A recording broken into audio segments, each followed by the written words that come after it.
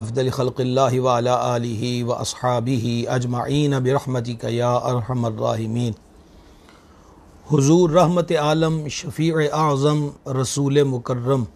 صلی اللہ تعالی علیہ وآلہ وسلم کے ارشاد اقدس کا مفہوم ہے کہ جو بندہ ایک مرتبہ درود شریف پڑھے اللہ تبارک و تعالی اس پہ 100 رحمتیں نازل فرماتا ہے۔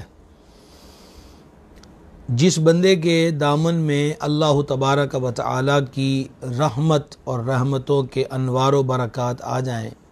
یقینی بات ہے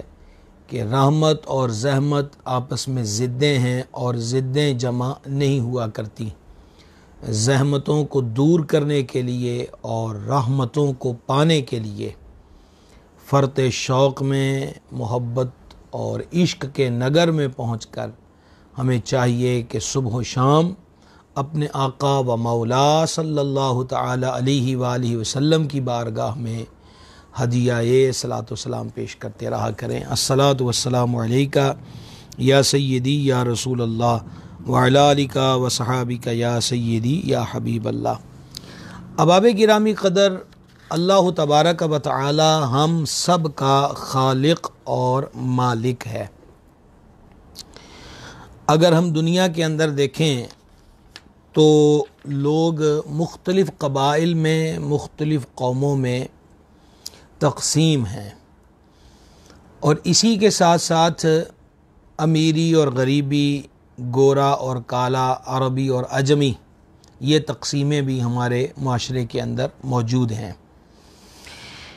اللہ تبارک و تعالی کی شان ہے کہ اس نے اولاد آدم کو قبیلوں میں تقسیم کیا،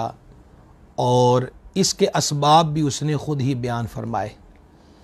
مالک الملک سورۃ الحجرات کی آیت نمبر 13 میں ارشاد فرماتا ہے، یا ایھا الناس، اے لوگو،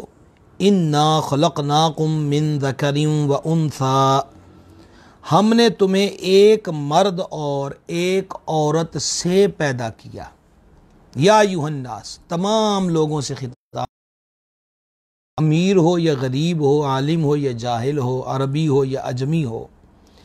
ایک مرد اور ایک عورت، ایک باپ اور ایک ماں سے تمہیں پیدا کیا ہے۔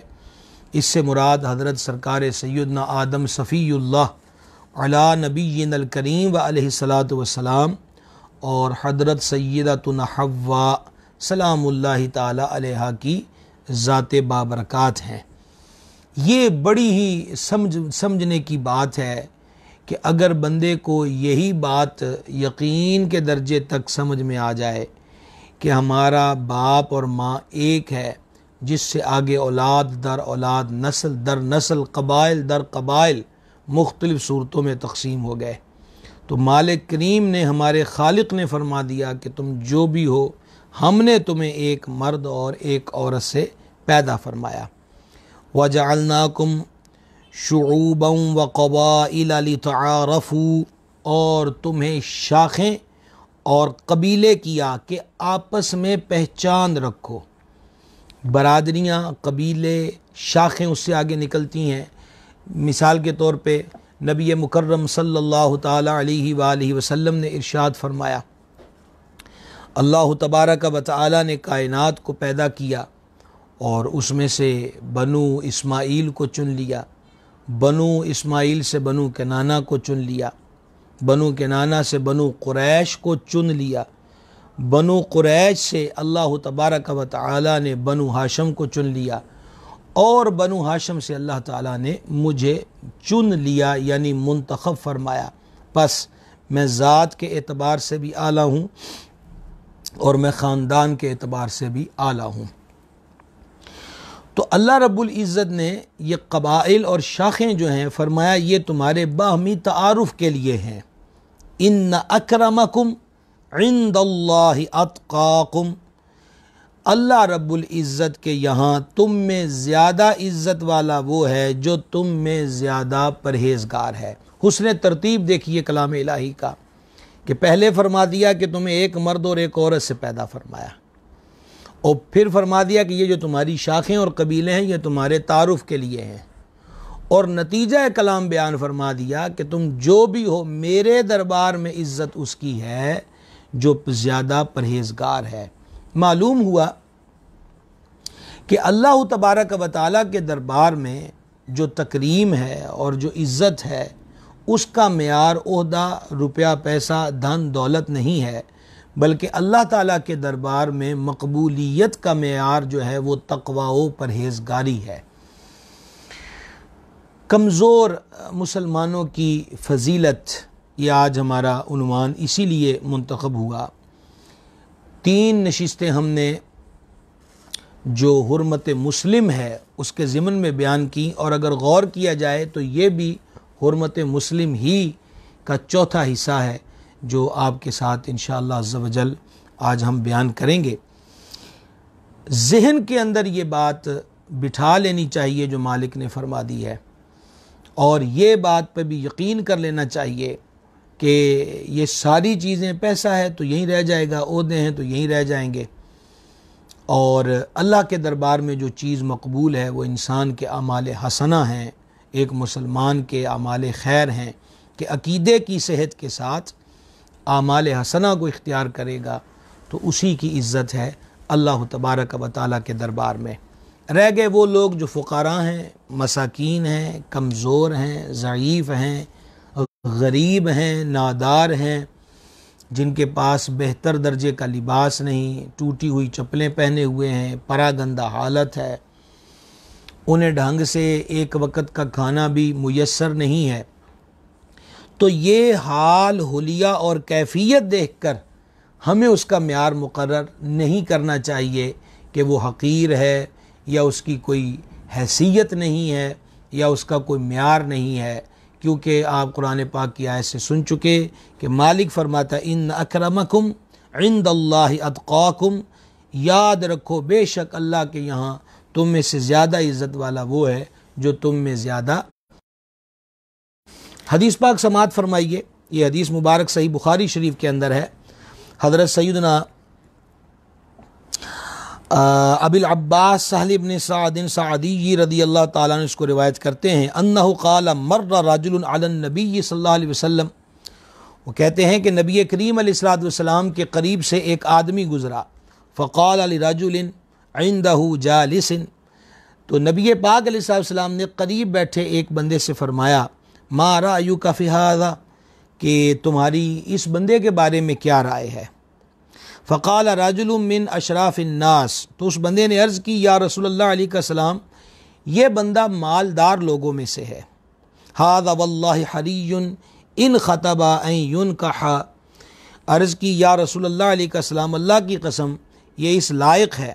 کہ اگر یہ کسی کو نکاح کا پیغام بھیجے تو اس سے نکاح کر دیا جائے،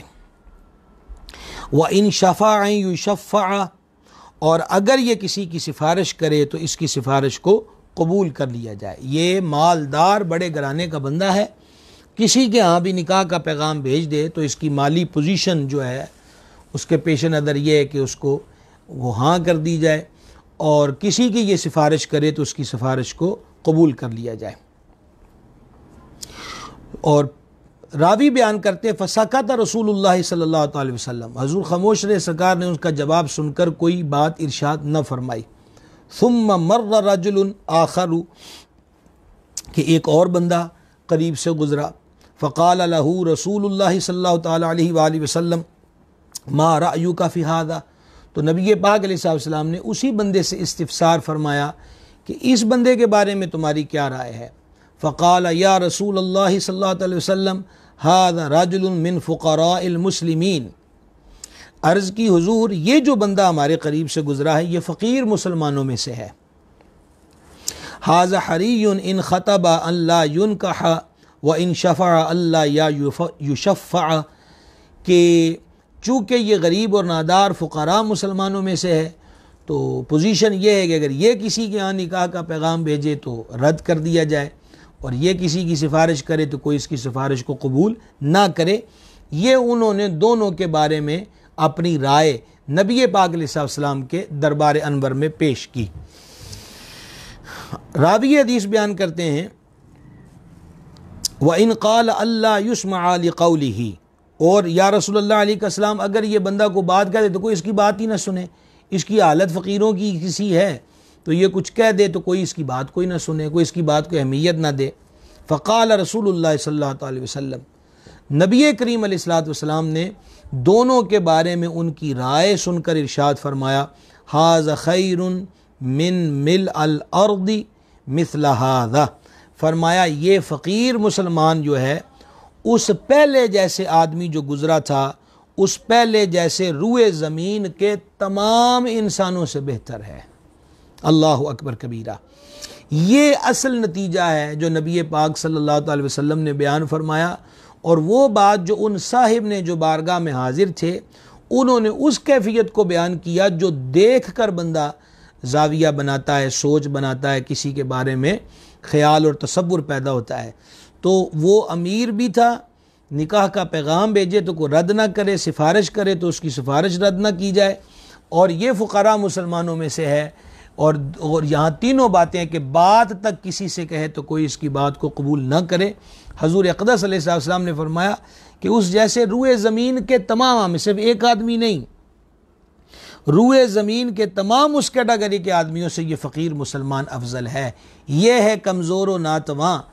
اور غریب مسلمانوں کی فضیلت کہ نبی پاک صلی اللہ تعالی علیہ وآلہ وسلم نے انہیں افضل قرار دیا۔ اولیاء، صوفیاء، علماء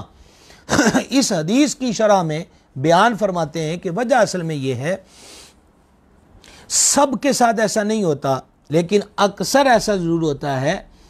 کہ جن کے پاس مال کی کثرت و بہتات ہوتی ہے انہیں اپنے مال و زر پر بڑا مان ہوتا ہے، بڑا ناز ہوتا ہے، اور یوں کہہ لیجئے کہ جیسے ان کے ذہنوں میں، اکثر لوگوں کے ذہنوں میں یہ سوچ ہوتی ہے کہ وہ انصاف بھی خرید کے لے سکتے ہیں اور وہ شفا بھی خرید کے لے سکتے ہیں اور وہ دنیا کی ہر چیز اپنے مال کے ذریعے حاصل کر سکتے ہیں۔ یہ پوزیشن آہستہ آہستہ تکبر کی سٹیج پر پہنچ جاتی ہے، اور تکبر وہ عمل ہے جو اللہ تبارک و تعالیٰ کو پسند نہیں ہے۔ شان کبریائی اس کی ہے، بندوں کو اس نے فرما دیا ہم نے تمہیں مٹی سے پیدا کیا ہے، عاجزی تمہارے اندر ہونی چاہیے۔ کبریائی اللہ رب العزت کی صفت ہے، وہی بڑا ہے، وہی سب سے بڑا ہے۔ ابلیس لعین کا جرم یہی تھا جو اللہ رب العزت نے قرآن پاک میں بیان فرما، ابا واستکبر وکان من الکافرین، ابلیس اکڑ گیا اور سیدنا آدم علیہ نبینا الکریم علیہ السلام کو سجدہ نہیں کیا، اور ابا واستکبر، اس نے تکبر کیا، وکان من الکافرین، پس وہ کافروں میں سے تھا۔ اور ابلیس نے بھی یہاں پر اپنے زوم کے اندر اپنے آپ کو بڑا سمجھا، اور معاذ اللہ سیدنا آدم صفی اللہ علیہ نبینا الکریم علیہ الصلوۃ والتسلیم کو اپنی فاسد اور غلط سوچ کے بلبوتے پر اپنے سے معاذ اللہ کمتر اور حقیر جانا، اور یہی بات تھی کہ اس نے کہا کہ میں نے سجدہ اس لیے نہیں کیا کہ آدم کو تم نے مٹی سے بنایا ہے اور مجھے آگ سے بنایا ہے، اور اس نے یہ اپنی سوچ کے مطابق گویا کہ کہا کہ میں آگ سے بنا ہوں، آگ مٹی سے افضل ہے۔ اس بارے میں بھی اولیاء، صوفیاء اور علماء مفسرین نے بڑے شاندار نکات بیان کیے۔ انہوں نے کہا کہ ابلیس کا یہ استدلال ہی غلط تھا۔ آگ جو ہے اس کے اندر کوئی چیز ڈال دی جائے وہ فنا کر دیتی ہے، آگ امین نہیں ہوتی، جبکہ مٹی کے اندر امین ہونے کا وصف موجود ہے کہ آپ سونا چاندی خزانہ اس میں دبا دیں اور سال ہا سال کے بعد بھی نکالیں تو زمین جو مٹی جو ہے وہ آپ کی امانت کو واپس کر دیتی ہے۔ اب بھی دیکھنے میں آتا ہے کسی جگہ پہ کھدائی ہوئی تو وہ کہتے ہیں جی چاندی کے سکے نکل آئے، سونا نکل آیا، فلاں چیز نکل آئی، سونے چاندی کے برتن نکل آئے، اور یہی چیز اگر آگ میں ڈالی جائے تو آپ سمجھتے ہیں آگ کیا کرتی ہے۔ دوسری بات یہ ہے کہ آگ فنا کرتی ہے اور مٹی بقا کا سبب ہوتی ہے۔ آپ دیکھیے آگ میں گھر کوئی نہیں بناتا، مٹی پر مٹی کے گھر سب بناتے ہیں۔ اور تیسری بات یہ ہے کہ آگ جو ہے وہ موت اور فنا کی طرف لے جاتی ہے، اور مٹی جو ہے وہ اس کے اندر زندگی کا وصف موجود ہے۔ ہم جتنے پھل کھاتے ہیں، جتنی سبزیاں کھاتے ہیں، جتنی اجناس دالیں ہیں، چاول ہے، گندم ہے، ہر چیز جو ہے وہ مٹی سے اگتی ہے، اللہ رب العزت نے اس کو وہاں سے اگایا ہے۔ تو لہٰذا کسی بھی اعتبار سے ابلیس کا یہ استدلال درست نہیں تھا کہ اس نے اپنے آپ کو افضل قرار دیا، اور معاذ اللہ سرکار سیدنا آدم علیہ الصلوۃ والتسلیم کی ذات پاک کی طرف اس نے حقارت کا جو اشارہ ہے وہ کیا ہے۔ اور سب سے بڑی بات جو اولیاء کرام نے بیان کی، فرمایا کہ وہ یہ تھی کہ وہ خبیث بھول گیا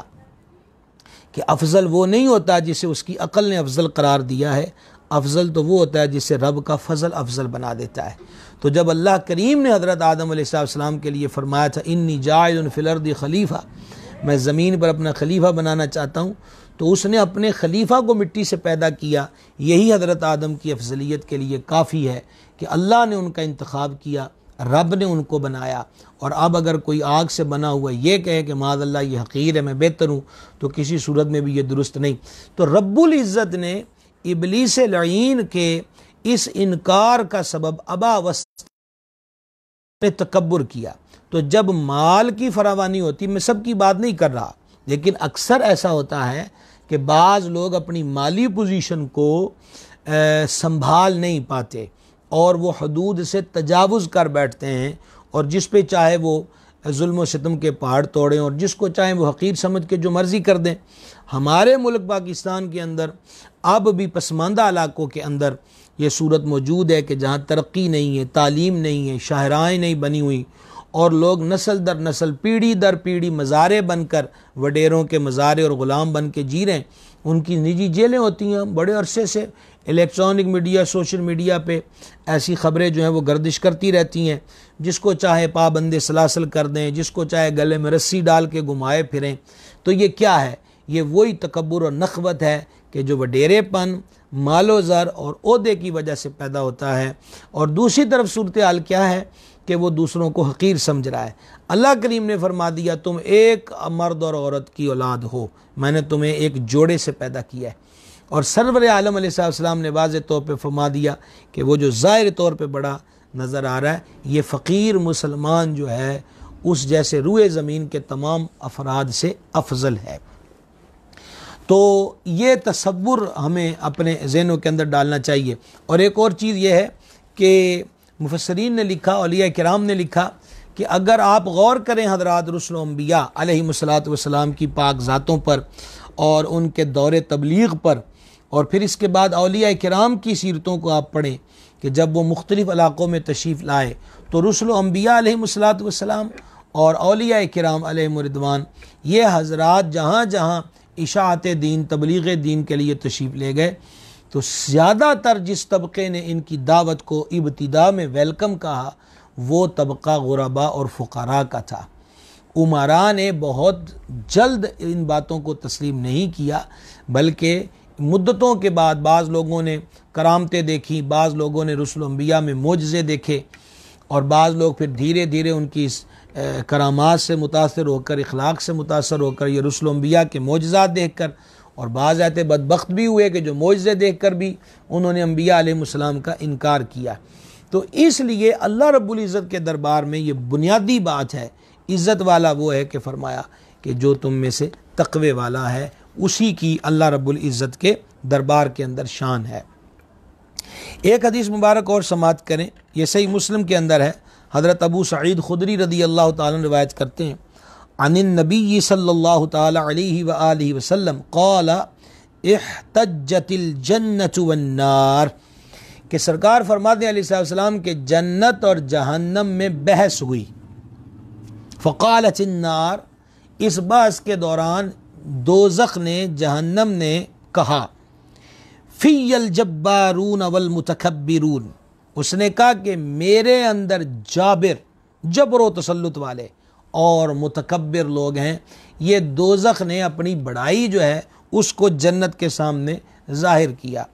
وقالت الجنہ، تو جنت نے اس کے جواب میں کہا فیا ضعفاء الناس ومساکینہم، اس نے کہا کہ میرے اندر کمزور اور مسکین لوگ ہیں۔ جہنم نے کیا کہا کہ میرے اندر جابر اور متکبر لوگ ہیں۔ دوزخ نے کہا کہ میرے اندر مسکین لوگ ہیں، میرے اندر کمزور لوگ ہیں۔ فقد اللہ بینہما، اللہ تبارک و تعالی نے یہ دونوں کی جو آپس کی بحث تھی جنت اور جہنم کی، ان کے بیچ اللہ نے فیصلہ فرمایا۔ اور فیصلہ کیا فرمایا؟ انک الجنت رحمتی ارحم بکی من اشاء، اللہ تبارک و تعالی نے جنت سے فرمایا بے شک تو میری رحمت ہے، یعنی کہ میری رحمت کی جگہ ہے، اور تیرے ذریعے میں اپنے بندوں میں سے جس پر چاہوں گا رحم فرماؤں گا۔ اور اللہ تبارک و تعالی نے دوزخ سے ارشاد فرمایا وَإِنَّكِ النَّارُ عَذَابِ أُعَذِّبُ بِكَ مَنْ أَشَاءَ، اللہ جل شانہ نے جہنم سے ارشاد فرمایا تو میرا عذاب ہے، یعنی میرے عذاب کا مرکز ہے، تیرے ذریعے میں اپنی مخلوق میں سے جس کو چاہوں عذاب دوں گا، اور تم دونوں کو بھرنا میرے ذمے ہے۔ آپ نے غور کیا کہ جہنم نے اپنے اندر جابر اور متکبر لوگوں کا ذکر کیا، اور جنت نے اپنی بڑائی اور فضیلت میں کمزور اور مسکین لوگوں کا ذکر کیا کہ میرے اندر کمزور اور مسکین لوگ جو ہیں وہ موجود ہیں۔ اچھا، اب اس کے ساتھ یہ جو مسکینی ہوتی ہے اور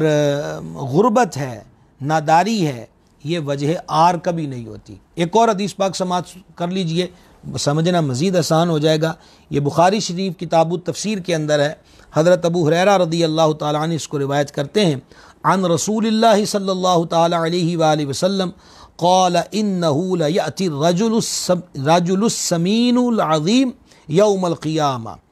فرمایا بے شک قیامت کے دن ایک بڑا اور موٹا صحت مند آدمی آئے گا۔ اچھا، بڑے سے مراد یہاں پر جو محدثین نے بیان کیا ہے عظیم، بڑا، اس سے مراد یہ ہے کہ وہ مال عہدے میں بہت زیادہ بڑی اونچی پوزیشن پر ہوگا۔ اور دوسری بات جو سمین ہے تو یعنی کہ مال و زر اس کے پاس کثرت کے ساتھ تھا، جو چاہے سو کھائے، اور اس اعتبار سے کافی فربا صحت مند، یعنی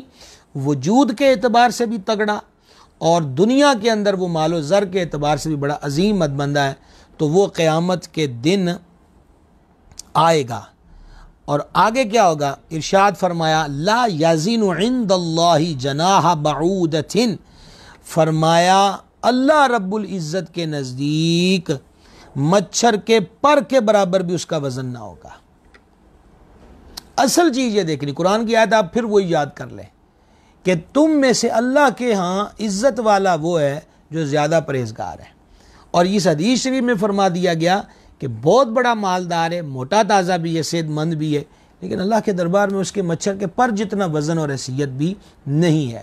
مجھے یاد آتا ہے کہ فقی ابو اللیث رحمہ اللہ نے تنبیہ الغافلین کے اندر لکھا کہ اگر، حدیث شریف کا مفہوم پیش کر رہا ہوں، اگر اللہ تبارک و تعالی کے دربار میں اس دنیا کی حیثیت مچھر کے سر یا مچھر کی آنکھ کے برابر بھی ہوتی تو اللہ تعالیٰ کسی کافر کو پانی کا گھونٹ تک نہ عطا کرتا۔ تو یہ نہیں کہہ رہا کہ مالدار ہونا کچھ جرم ہے، مالداری، تونگری، حدیث شریف میں باقاعدہ دعائیں ہیں، مثلا یہ دعائے معصورہ میں سے ہے، اللہم انی اعوذ بک من الکفر والفقر وعذاب القبر، اے اللہ جل جلالک، میں تیرے دربار عظیم میں سوال کرتا ہوں، اعوذ بک، میں پناہ مانگتا ہوں، تیری پناہ میں آتا ہوں، کس چیز سے؟ کفر سے، فقر سے، اور قبر کے عذاب سے۔ تو یہ سوال اللہ کے حضور کرتے رہنا چاہیے کہ وہ ہمیں کسی کا محتاج نہ کرے، اپنی جناب سے عطا فرمائے۔ معاملہ باوجہ مالدار کوئی مذموم نہیں ہے، مذموم تب ہوتا ہے کہ جب اس مال کی وجہ سے اس کی حرکات، اس کے معیار اور اس کی سوچ میں تغیر آتا ہے، وہ اپنے آپ کو جابر اور متکبر سمجھنے لگ جاتا ہے، اور باقی کمزور، نادار اور مسکین و غریب لوگوں کو وہ اپنے پاؤں کی جوتی یا گرد راہ سمجھنے لگ جاتا ہے۔ یہ وہ مذموم فعل ہے جو اللہ رب العزت کو پسند نہیں ہے، اس کے دربار کے اندر ایسے اعمال کی کوئی مقبولیت نہیں ہے۔ نادار لوگوں کی نبی مکرم صلی اللہ تعالی علیہ وسلم کی بارگاہ ناز کے اندر مقبولیت کا عالم، یعنی ایک چیز کے حضور ارشاد فرماتے ہیں، اور نبی پاک علیہ السلام کی سیرت اقدس کا ایک روشن منور پہلو یہ ہے کہ حضور علیہ السلام نہ صرف اپنی زبان حق ترجمان سے رہنمائی فرماتے ہیں، بلکہ آقا کریم علیہ السلام اپنی مبارک ادا سے بھی دستگیری فرماتے ہیں، تاکہ ان کے محبوں کو، غلاموں کو دونوں صورتوں میں عمل کرنے کے شوق میں کہ شوق کا جذبہ زیادہ پیدا ہو۔ تو سرکار علیہ الصلوۃ والسلام کا عمل مبارک جو ہے اس پر ایک حدیث پاک سماعت کر لیجئے، یہ بخاری شریف کے اندر ہے، اور روایت ہے کہ ان امرأة سوداء كانت تقم المسجد او شابا۔ حضرت ابو ہریرہ رضی اللہ تعالی عنہ روایت کرتے ہیں کہ ایک حبشی عورت یا نوجوان مسجد میں جھاڑو لگایا کرتے تھے، یعنی مسجد کے اندر وہ صفائی کیا کرتے تھے۔ فقادها رسول اللہ صلی اللہ علیہ وسلم، تو حضور اقدس علیہ الصلوۃ والتسلیم نے ان کو مسجد میں نہ پایا۔ دیکھیں کریم کا انداز کرم کہ وہ اپنے شوق کے ساتھ مسجد میں جھاڑو دیا کرتی تھی بی بی صاحبہ۔ تو اب یعنی راوی نے بیان کیا یا وہ عورت تھی حبشی یا نوجوان تھے۔ تو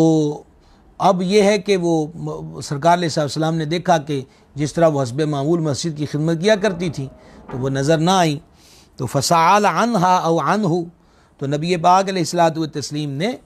ان کے بارے میں صحابہ کرام علیہم رضوان سے استفسار فرمایا کہ وہ کہاں ہے، وہ نظر نہیں آتی۔ فقالوا مات، تو صحابہ کرام نے عرض کی یا رسول اللہ علیہ السلام اس کا تو انتقال ہو گیا ہے۔ افلا کنتم اذیتمونی فکأنہم صغروا، جان عالم علیہ الصلوۃ والسلام نے فرمایا تم نے مجھے اطلاع کیوں نہ دی۔ راوی بیان کرتے ہیں حضرت ابو ہریرہ رضی اللہ تعالی عنہ کہ شاید صحابہ کرام علیہ رضوان نے اس عورت یا وہ نوجوان کا معاملہ معمولی سمجھا تھا، جس کی وجہ سے اطلاع نہ دی سرکار علیہ السلام کے آستان کرم پر۔ اور مزید حدیث شریف کے اندر ایسا بھی ہے کہ وہ رات کا وقت تھا اور صحابہ کرام علیہ رضوان در دولت پہ دستک نہیں دیا کرتے تھے کہ آرام نہ ہو رہا ہو یا وحی کے نزول کا وقت نہ ہو، اور یہ ان حضرات کی عادت مبارک تھی کہ وہ حضور علیہ السلام کی چوکھٹ کی تعظیم بجا لاتے تھے۔ تو لیکن راوی حدیث یہ بھی کہتے ہیں کہ ایک سبب یہ بھی تھا کہ وہ عامت المسلمین میں سے ایک بی بی تھی جو مسجد میں آ کے جھاڑو کر جاتی تھی، تو اس لیے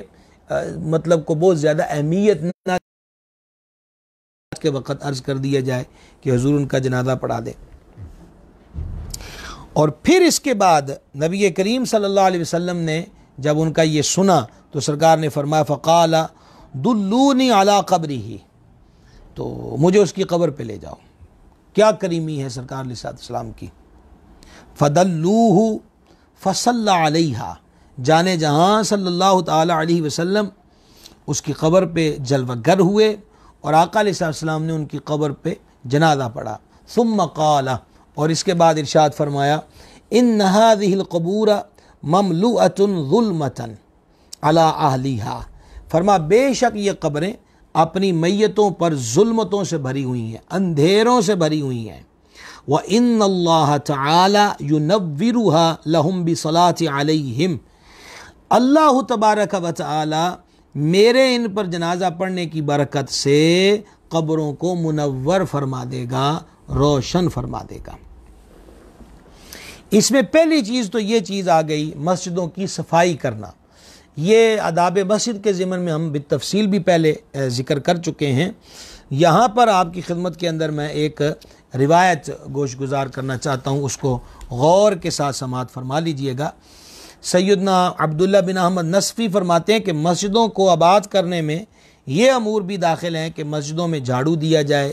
صفائی کرنا، روشنی کا انتظام کرنا، مسجد کو دنیا کی باتوں سے اور ایسی چیزوں سے محفوظ رکھنا جن کے لیے وہ بنائی نہیں گئی۔ حضرت سیدنا عبداللہ بن عباس رضی اللہ تعالی عنہما فرماتے ہیں ایک بی بی صاحبہ مسجد سے تنکے اٹھایا کرتی تھی، مسجد سے تنکے اٹھانے۔ اچھا، جب ان کا انتقال ہو گیا تو حضور اقدس علیہ السلام کو ان کے دفن کی اطلاع نہ دی گئی، اور جب اطلاع ہوئی تو نبی پاک علیہ السلام نے ارشاد فرمایا کہ جب تم میں سے کسی کی وفات ہو تو مجھے اطلاع دے دیا کرو۔ پھر حضور اقدس علیہ السلام نے ان کی مسجد پہ نماز، ان کی قبر پہ نماز پڑھی اور ارشاد فرمایا میں نے اس عورت کو جنت میں دیکھا ہے۔ سبحان اللہ، میں نے اس عورت کو جنت میں دیکھا ہے، اور اس کی وجہ یہ ہے کہ وہ مسجد سے تنکے اٹھایا کرتی تھی۔ تو یہ مسجد کی صفائی کرنے کی فضیلت ہے۔ ہر بندے کو چاہیے کہ وہ کوشش کریں۔ آتے جاتے آپ دیکھ لیا کریں، جب مسجد میں ہم نکلتے ہیں تو ہمیں ایسی چیزیں بسا اوقات مل جاتی ہیں کہ جیسے ذرات ہے وہاں پر، یا بچے آئے تھے تو انہوں نے کچھ چیزیں کھا کے ٹافی وغیرہ کے ریپر وہاں پھینک دیے وغیرہ وغیرہ، تو مسجد کی صفائی کرنی چاہیے۔ اچھا، دوسرا اس سے نبی پاک علیہ السلام کی عطا اور حضور علیہ الصلوۃ والتسلیم کی ادائے کریمانہ ظاہر ہوتی ہے کہ حضور علیہ السلام ان کی قبر پہ تشریف لے گئے، اور قبر پر تشریف لے جا کر آقا کریم علیہ الصلوۃ والتسلیم نے کرم فرمایا اور ان کی قبر پہ جو جنازہ ہے وہ پڑھا، اور پھر اس کے ساتھ آقا کریم علیہ الصلوۃ والسلام نے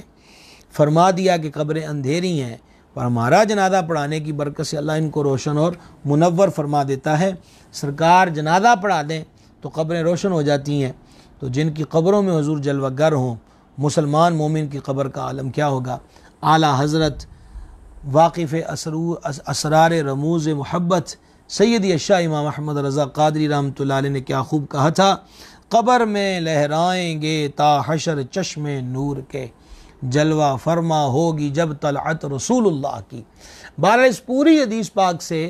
یہ چیز ہمارے سامنے آتی ہے کہ ایسا تو نہیں ہوا کہ نبی پاک علیہ السلام نے نظر پھیر لی ہو اور حضور علیہ السلام نے سن کے تو آگے کچھ نہ کیا ہو، کہ ان کی صحابہ کرام علیہ مردوان میں سے بعض نے کہ حضور کو اس وقت اور ان کے لیے کیوں دروازہ شریف پہ دستک دی جائے، لیکن کریم کے انداز کرم نے بتا دیا کہ وہ تمہارے ملازم کیوں نہ ہوں اور تمہارے غلام کیوں نہ ہوں، اور وہ دنیاوی اعتبار کے ساتھ بڑے مالی پوزیشن میں کمزور کیوں نہ ہوں، لیکن عزت و تکریم کی وجہ یہ تو نہیں ہے کہ کوئی عہدے والا ہے یا نہیں ہے، پیسے والا ہے یا نہیں ہے، ہم اس کی قبر پہ جنازہ پڑھیں گے۔ تو اس سے مل کارخانوں کے مالکان اور بڑے بڑے ذمہ دار حضرات، دکاندار حضرات، جن کے تحت مزدور طبقہ کام کرتا ہے، ورکر کام کرتے ہیں، ملازمین ہوتے ہیں ان کے، کہ اپنے ورکروں کے ساتھ، ملازمین کے ساتھ جب بھی ضرورت پڑے ان کی خیر خواہی کی، ان کے ساتھ نیکی کی اور ان کے ساتھ حسن عمل سے پیش آنے کی، تو ان موقعوں کو ضائع نہ کیا جائے۔ خصوصاً جب کسی کے ہاں وفات ہو تو وہ مل کا مالک ہے، اگر وہ چلا جائے گا اس کی تعزیت کے لیے، اس سے اس طبقے کے اندر ایک تسکین ہوتی ہے اور یہ ان کی دلجوئی کا بہتر ذریعہ بھی ہو سکتا ہے۔ اچھی نیت کے ساتھ، یعنی نیت خالص کے ساتھ ایسے اعمال کو اختیار کیا جائے، اور یہ نہ ہو کہ جناب کوئی بہت بڑے عہدے والا فوت ہوا ہے تو دوڑے ہوئے جائیں گے، اور دوسرا معاملہ ہوا تو بالکل بلانے پر اگنور کر دیں گے، ایسا نہیں کرنا چاہیے۔ مزید دیکھیں ایک حدیث شریف کہ یہ کمزور لوگ جو ہیں ان کی اللہ رب العزت کے دربار میں کیا مقام ہے اور ان کی فضیلت کیا ہے۔ حضرت ابو ہریرہ رضی اللہ تعالیٰ عنہ ہی روایت کرتے ہیں، اور یہ حدیث شریف صحیح مسلم کتاب الآداب میں ہے۔ قال رسول اللہ صلی اللہ تعالیٰ علیہ وآلہ وسلم، نبی پاک علیہ الصلوۃ والسلام نے ارشاد فرمایا، رب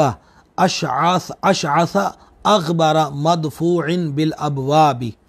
فرمایا کہ بہت سے لوگ ایسے ہیں جو پرا گندہ بالوں والے، غبار آلودہ، اور مدفوع بالابواب، اور دروازوں سے ہٹائے ہوئے، یعنی حالت کیا ہے ان کی؟ پرا گندہ بال، غبار آلودہ حالت، مٹی میں ہٹے ہوئے ہیں، گرد و غبار ہے، کوئی جناب ایسا ٹور ٹپا نہیں ہے، کوئی شاندار لباس نہیں ہے، اور بال ان کے جو ہیں وہ پرا گندہ ہیں۔ اب یہ تو نہیں ہے کہ وہ بالوں کی سیٹنگ کر رہے ہیں۔ اور تیسری ان کی حالت یہ ہے کہ مدفوع بالابواب، کہ دروازوں سے جو ہے ان کو ہٹائے ہوئے۔ تو دروازوں سے ہٹائے ہوئے اس پوزیشن کے اندر کہ ان کی پوزیشن ہی کوئی نہیں، کہ ہیں تو کوئی پوچھتا نہیں، آ جائیں تو کوئی قبول نہیں کرتا۔ یہ تین ان کی کیفیتیں بیان کر کے ارشاد فرمایا، یہ دنیا زہر بھی جو ہوتے ہیں لوگ، زہر کی سر کی آنکھیں جو دیکھ رہی ہیں کہ پرا گندہ حالت ہے، بکھرے ہوئے بال ہیں، منہ کوئی نہیں لا رہا جناب، حالت ہی کوئی نہیں ہے، لیکن فرمایا نبی پاک علیہ السلام نے، لو اقسم علی اللہ لا برہ، اگر وہ اللہ تبارک و تعالیٰ کے بھروسے پہ قسم کھا لیں تو وہ ضرور ان کی قسم کو پورا فرما دے۔ احباب گرامی قدر، یہاں کسی کو وہم نہ ہو، یہ جو صورت اس حدیث کے اندر بیان ہوئی ہے کہ غبار آلودہ حالت اور پرا گندہ کیفیت، بکھرے ہوئے بال، تو ایک تو اس سے یہ نہ سمجھا جائے کہ جو ہمارے ہاں پروفیشنل قسم کے بھکاری مانگتے ہیں تو گداگر، تو اس سے ان کو مراد نہ لیا جائے کہ مطلب یہ ہے کہ یہ کوئی رتبہ ان کے لیے بیان ہے، بلکہ ہمارے ہاں گداگروں کی، خیرات بھیک مانگنے والوں کی ایک اکثریت ہے کہ جنہوں نے اس کام کو اپنا دھندا بنایا ہوا ہے، صحت سلامتی موجود ہے، کمانے کے ذرائع موجود ہیں، محنت مزدوری کے مواقع موجود ہیں، لیکن ان کو مانگ کر کھانے کی ایسی لت پڑ گئی ہے کہ وہ محنت مزدوری کی راہ پر نہیں آتے۔ یاد رہے کہ صرف مسکین کو اجازت ہے اپنی ضرورت کا سوال کرنے کی، اور مسکین کی تعریف یہ ہے جو لباس اور خوراک کے معاملے میں بھی اتنا بے حال ہو کہ اس کے پاس آج کا کھانا بھی نہیں، ایسا بندہ دوسرے سے کھانے کا سوال کر سکتا ہے اپنی ضرورت کا۔ باقی تو شرعی فقیر کو بھی اجازت نہیں، یعنی جو مالک نصاب نہیں ہے اس کو بھی اجازت نہیں ہے کہ وہ سوال کرے، اس سے منع فرمایا گیا ہے۔ تو میں نے یہ وضاحت اس لیے کر دی کہ فوری طور پہ ذہن ان گداگروں کی طرف یہ حدیث سن کر نہ جائے۔ اور دوسرا ایک ہمارے ہاں طبقہ ہے ملنگوں کا، تو انہوں نے بھی لمبے لمبے چوغے، اور بعضوں نے اپنے بالوں کو بڑا طویل اور پھر ان کو اٹا ہوا بیچ میں، مختلف قسم کے حال حلیے، مختلف قسم کی شکلیں صورتیں بنائی ہوئی ہیں۔ تو وہ طبقہ بھی کہیں اس طرح بھی نظریہ نہ جائے، جو کوئی بھنگ پی رہا ہے تو کوئی چرس پی رہا ہے، اور کوئی کچھ کر رہا ہے تو کوئی کچھ کر رہا ہے۔ اصل بات یہ بیان ہو رہی ہے، وہ جو آیت بھی ہم نے پڑھی کہ تم ایک مرد عورت سے پیدا کیے گئے ہو، قبیلے تمہارے تعارف کے لیے ہیں، اللہ کے دربار میں عزت والا وہ ہے جو پرہیزگار ہے۔ تو اصل میں یہ حدیث اسی تناظر کے اندر ہے کہ حالت ظاہری ان کی یہی ہے کہ کپڑے ان کے بسیدہ ہیں، بال ان کے بکھرے ہوئے ہیں، کسی کے دروازے پہ چلے جائیں تو کوئی ان کو منہ تک نہ لگائے، لیکن تقوی پرہیزگاری، رب کی بندگی عبادت میں اور اللہ کے ہاں ان کی مقبولیت کا عالم یہ ہے کہ اگر وہ یہ رب کے گمنام بندے اگر کسی بات پہ اللہ پہ بھروسہ کر کے رب کے نام کی قسم کھا لیں تو اللہ جل شانہ ان کی قسم کو پورا کر دیتا ہے۔ یہاں آپ کو 2 حدیثیں اور سنانا چاہتا ہوں، اسے بھی بڑے غور کے ساتھ سماعت کر لیجئے۔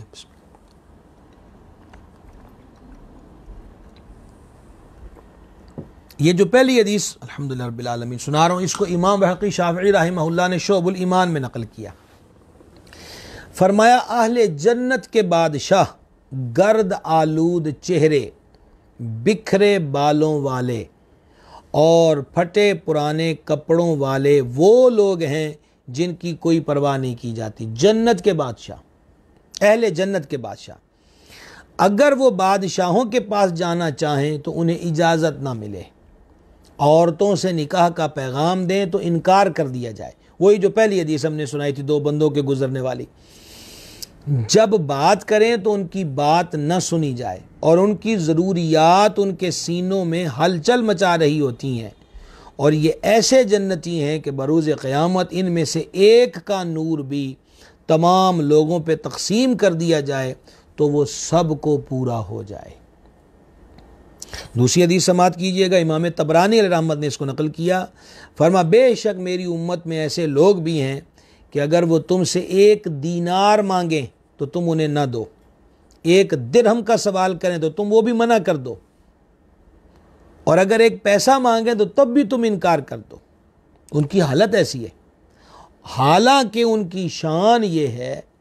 کہ اگر وہ اللہ تعالیٰ سے جنت مانگ لیں تو اللہ انہیں ضرور جنت عطا فرمائے۔ یعنی تم درہم و دینار مانگو تو تم وہ مانگے تو تم ان کو وہ، لیکن اللہ کے دربار میں ان کی مقبولیت یہ ہے کہ وہ رب سے جنت کا سوال کر دیں تو اللہ ان کے اس سوال کو رد نہ کرے اور اس کا سوال پورا کر دے۔ اور بہت سے پھٹے پرانے کپڑوں والے ایسے ہیں کہ ان کی پرواہ نہیں کی جاتی، لیکن اگر وہ کسی بات پہ اللہ کی قسم کھا لیں تو اللہ تعالیٰ اسے ضرور پورا فرما دے گا۔ اب تک یہ 3 حدیثیں ہو گئی، اس میں ایک چیز کا ذکر بار بار آ رہا ہے کہ وہ اللہ کی قسم کھا بیٹھیں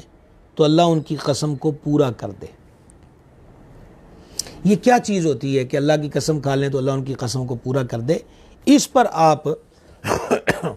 ایک حدیث پاک سماعت فرمائیے، صحیح بخاری کتاب الصلح کے اندر ہے۔ سیدنا انس رضی اللہ تعالیٰ عنہ بیان کرتے ہیں کہ سیدنا ربیع بنت نضر رضی اللہ تعالیٰ عنہ نے ایک لڑکی کے سامنے والے دانت توڑ دیے، تو اس کے رشتہ داروں نے قصاص کا مطالبہ کیا، دانت کے بدلے دانت، آنکھ کے بدلے آنکھ، کان کے بدلے کان، ہاتھ کے بدلے ہاتھ۔ ان کے رشتہ داروں نے یہ کہا کہ یا رسول اللہ علیہ السلام ایسا کر دیا جائے کہ دیت جو ہے وہ قبول کر لی جائے اور معاف کر دیا جائے۔ اب انہوں نے انکار کر دیا جس کی لڑکی کے دانت توڑے تھے۔ یہ پہلے ان کی آپس میں بات ہو رہی تھی، مقدمہ جان عالم صلی اللہ تعالی وسلم کی بارگاہ میں پیش ہو گیا۔ تو حضرت انس بن نضر رضی اللہ تعالی نے عرض کی کیا ربیع کے اگلے دانت توڑ دیے جائیں گے؟ ایسا نہیں ہو سکتا، اس ذات کی قسم، اب ذرا غور سے سنیے گا، اس ذات کی قسم جس نے آپ کو حق کے ساتھ مبعوث فرمایا ہے، اس کے دانت نہیں توڑے جائیں گے۔ یہ سرکار کے سامنے ان صحابی پاک نے قسم کھا لی۔ نبی پاک علیہ السلام نے فرمایا انس، کتاب اللہ میں قصاص کا حکم ہے۔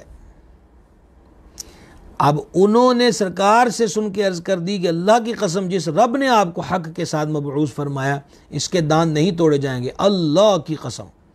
تو نبی پاک علیہ السلام نے جواب میں فرمایا اللہ نے اپنی کتاب میں قصاص کا حکم دیا ہے۔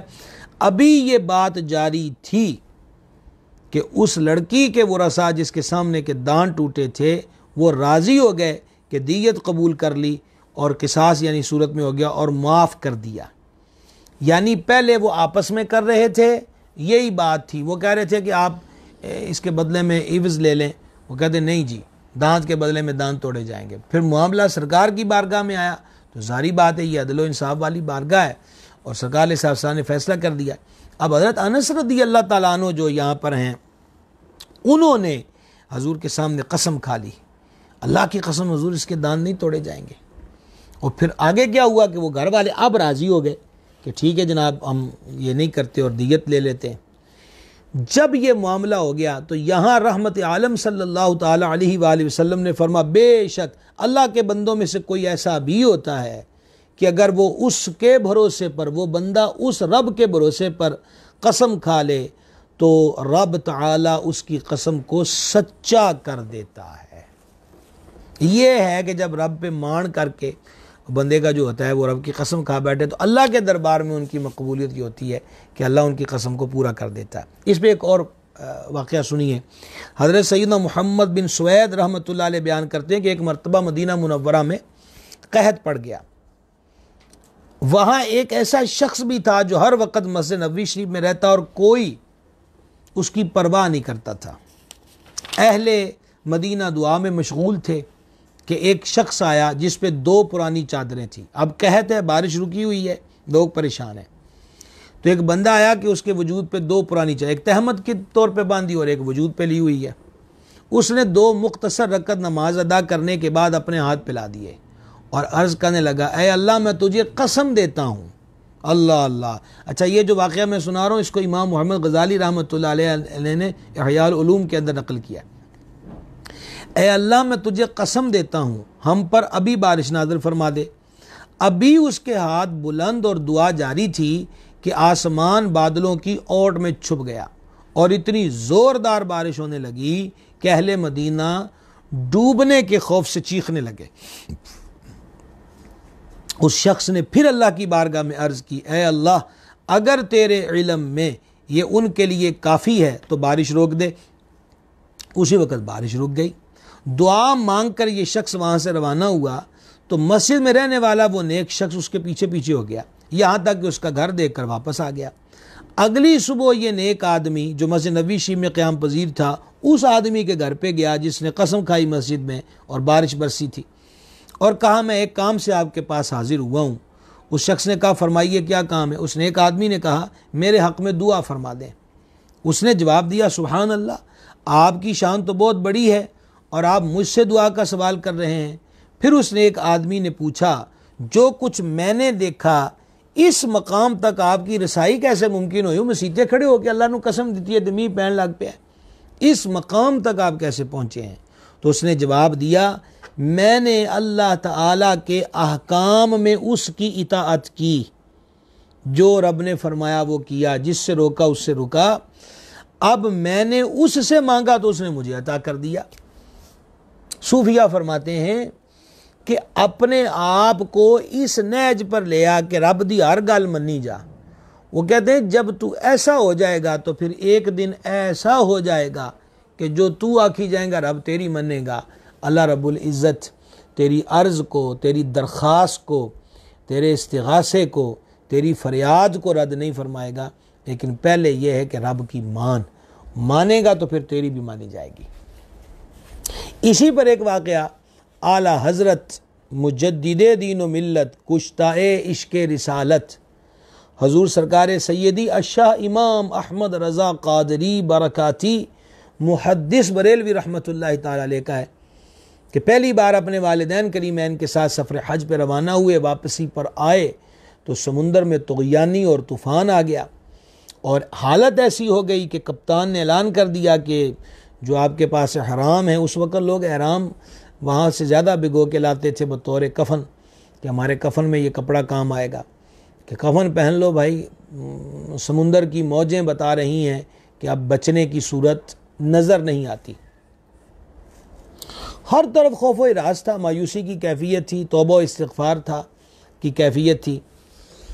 اب اعلیٰ حضرت رحمۃ اللہ علیہ جوانی کی کیفیت میں ہیں، تو امام احمد رضا محدث بریلوی رحمت نے لوگوں کی اس اضطراب کو دیکھ کر کہا اللہ کی قسم ہمارا جہاز نہیں ڈوبے گا۔ ظاہری بات ہے سمندر کا مزاج، لوگوں میں خوف و ہراس، یہ دونوں حالتیں ایسی تھیں کہ ایک جوان کی قسم تو پھر ایسے ہی ہو گیا جناب کہ جیسے بات آئی اور گئی۔ لیکن اس کے بعد یہ ہوا کہ جیسے سمندر کی گستاخانہ موجوں نے ادب کی چادر اوڑھ لی ہو، اور دھیرے دھیرے سمندر کے اندر جو طغیانی اور طوفان تھا اس کے اندر ٹھہراؤ کی کیفیت پیدا ہونے شروع ہو گئی۔ المختصر کہ طوفان رک گیا، ڈوبنے سے سفینہ بچ گیا اور سب نے سکھ کی سانس لی۔ اب اعلیٰ حضرت کے والد ماجد بذات خود اللہ کے ولی بہت بڑے محدث اور مفسر تھے، انہوں نے اعلیٰ حضرت کو اپنے بازو میں لیا اور کہا احمد رضا اتنی بڑی قسم کس بلبوتے پر کھائی تھی کہ اللہ کی قسم، مطلب یہ تو ہوگا، میں بھی کہہ سکتا ہوں، آپ بھی کہہ سکتے ہیں انشاءاللہ تعالی ہمارا جہاز نہیں ڈوبے گا اگر اللہ نے چاہا، لیکن اللہ کی قسم نہیں ڈوبے گا یہ بہت بڑی بات ہے۔ یہ وہی کیٹیگری ہے جو اللہ کی قسم کھا لے اللہ اس کی قسم پوری کر دیتا ہے۔ تو امام عاشقاں رحمۃ اللہ تعالی علیہ نے اپنے والد گرامی سے عرض کی کہ سیدی احمد رضا کو اپنے کسی عمل پر ناز نہیں ہے کہ جس کے بلبوتے پر کہا ہو کہ میں نے یہ وظیفے پڑھے ہوئے ہیں، مطلب یہ میرے کام ہے تو اس کے ایسا ہوگا۔ میں نے جو حدیث پڑھی ہیں اور اس میں کریم رحیم آقا علیہ الصلوۃ والتسلیم کی جو تعلیمات ہیں کہ گھر سے جب نکلو سفر پہ تو یہ دعائیں پڑھ کے نکلو، گھر والوں کی حفاظت بھی ہوگی، تم بھی خیریت سے رہو گے اور خیریت سے واپس آ جاؤ گے۔ تو میں وہ ساری دعائیں جو کریم نے فرمائی تھی پڑھ کے نکلا تھا۔ سمندر اپنا رخ بدل سکتا ہے، میرے سرکار کی بات نہیں بدل سکتی، اور خود امام ہی کہتے ہیں وہ زبان جس کو سب کن کی کنجی کہیں، اس کی نافذ حکومت پہ لاکھوں سلام، وہ دہن جس کی ہر بات وحی خدا، چشمائے علم و حکمت پہ لاکھوں سلام۔ تو عرض کرنے کا مقصد یہ تھا کہ یہ ایسے لوگ ہوتے ہیں اللہ کے نام کی قسم کھا بیٹھے تو اللہ ان کی قسم کو پورا کر دیتا ہے۔ اب آپ گرامی قدر، میں اب دیکھنا چاہتا ہوں آپ کے کوئی سوالات ہو تو ان کے جوابات عرض کروں، اور انشاءاللہ تعالی یہی عنوان کل رہے گا، آپ اس پہ غور کریں۔ ابھی بہت ساری حدیث آئیں گی، آج بھی آپ نے کئی حدیث ایسی سنی ہوگی جو بعض حضرات کے کانوں کے لیے نہیں ہو، لیکن میں تو ساتھ حوالے بھی کوٹ کر رہا ہوں۔ تو مقصود یہی ہے کہ اللہ تعالیٰ جو چاہتا ہے ہم ویسے ہو جائیں، اور اللہ کرم کر دے کہ ہمارا ظاہر و باطن نیک اور ایک ہو جائے۔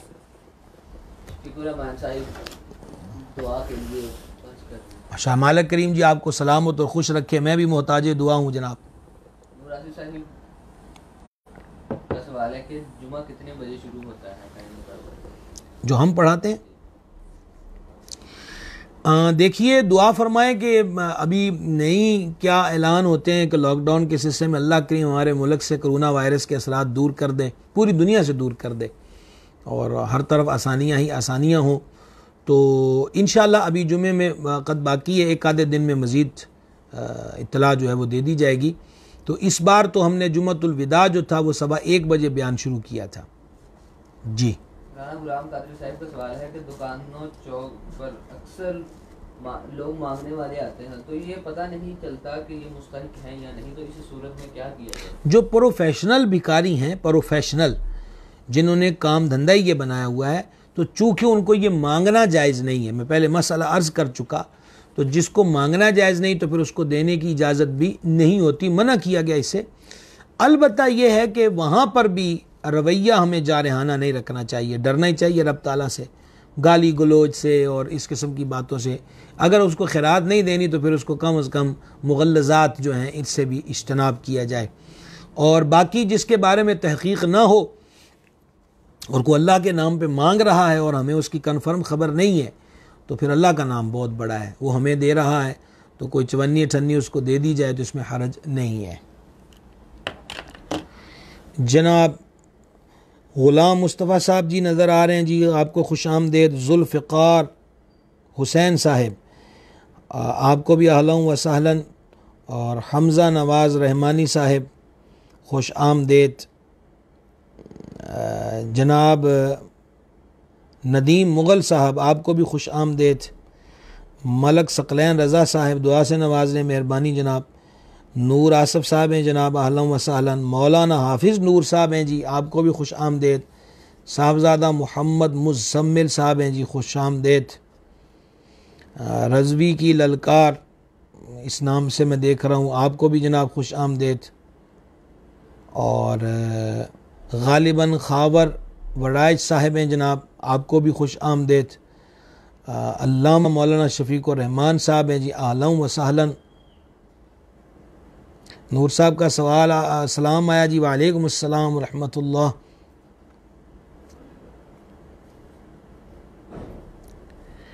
مولانا نور صاحب نے یہ شعر لکھا ہے، قبر محبوب کے جلووں سے بسا دے مالک، یہ کرم کر دے تو میں شاد رہوں گا یا رب. آمین یا رب، آمین یا رب. اچھا علامہ صاحب، اللہ آپ کو شفا عطا فرمائے، بخار سے صحت عطا فرمائے.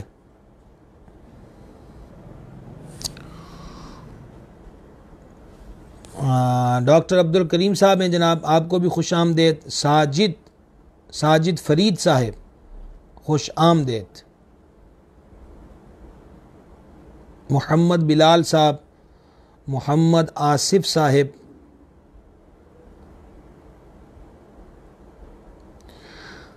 رانا غلام قادر جویہ صاحب، محمد شعبان قادری صاحب،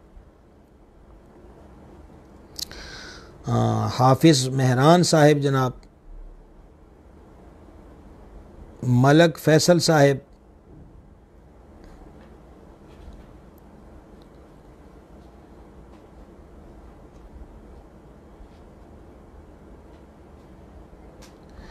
محمد امیر سعیدی صاحب، صدام صاحب. ہاں یہ مجھے آج اب آپ نے یہ بتایا ہے تو میں ابھی انشاءاللہ شبان صاحب نے جس طرح توجہ دلائی ہے تو یہ 9 بجے ہمارے ہاں عشاء کی نمازیں بتا رہے ہیں کہ زیادہ تر 9 بجے پر سلسلہ پہنچ گیا ہے. تو اس لیے یہ ہے کہ انشاءاللہ تعالی اس اعتبار سے ہم اس کو 9:20 پر 9 کل سے انشاءاللہ 9:20 پر سلسلہ کلام کا علم و ادب کی نشست ہوگی 9:20 پر انشاءاللہ تعالی.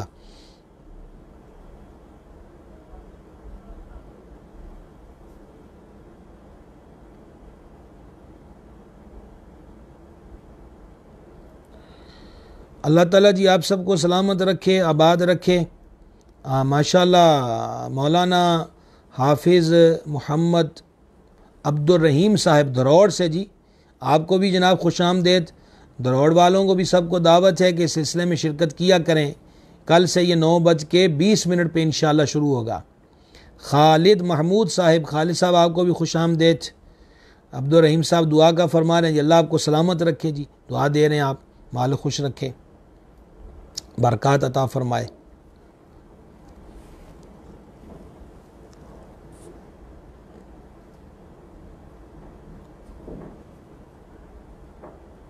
انشاءاللہ عز و جل کل 9:20 پہ آپ سے پھر ملاقات ہوگی، اور سلسلے سے جڑے ہوئے جتنے حضرات ہوتے ہیں تو وہ شیئر کرنے والا جو سلسلہ ہے اس کو نہ بھولا کریں، اور تاکہ جتنے کوئی ایک بندہ بھی آپ کے شیئر کرنے سے آپ کے فرینڈ میں سے شامل ہے، کوئی ایک بات بھی سن لے، کوئی ایک حدیث، کوئی ایک بات، تو مالک کریم بے نیاز ہے، وہ ہماری بخشش کا ذریعہ بن سکتی ہے۔ وما علینا الا البلاغ المبین۔ صلی اللہ تعالی علی النبی الامی وآلہ صلی اللہ تعالی علیہ وسلم، صلاۃ و سلام علیک یا سیدی یا رسول اللہ۔ الہ العالمین ہماری حاضری قبول فرما، گناہوں کو معاف فرما، خطاؤں سے درگزر فرما، نیک کاموں کی توفیق دے، برے کاموں سے محفوظ رکھ، ہمارے مشائخ کرام کے درجات بلند فرما، ہمارے ماں باپ پہ رحم کرم اور فضل فرما، تمام مسلمان مردوں تمام مسلمان عورتوں کی بخشش فرما، بیماروں کو شفا عطا فرما، بے روزگاروں کو روزگار، بے اولادوں کو نیک اولاد عطا فرما، مقروضوں کو قرضوں سے نجات عطا فرما، ہمیں دنیا اور آخرت کی خیر عطا فرما، دنیا و آخرت کے شر سے محفوظ رکھ۔ اللہم انا نسألک العفو والعافیہ فی الدین والدنیا والآخرہ۔